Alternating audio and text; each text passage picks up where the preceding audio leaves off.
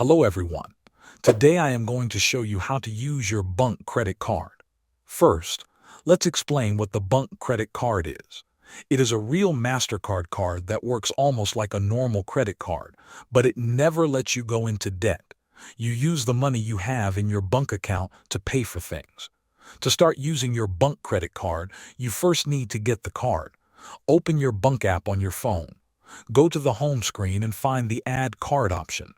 Choose credit card and follow the steps to confirm your name and address. Once you do this, your card will be ordered.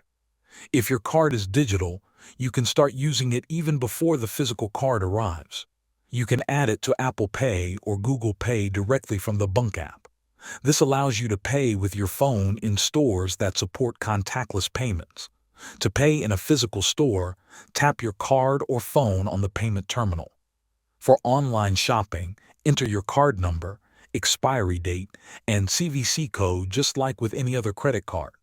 Some payments may require confirmation inside the Bunq app for security reasons. You can manage your card at any time inside the Bunq app. Thanks for watching.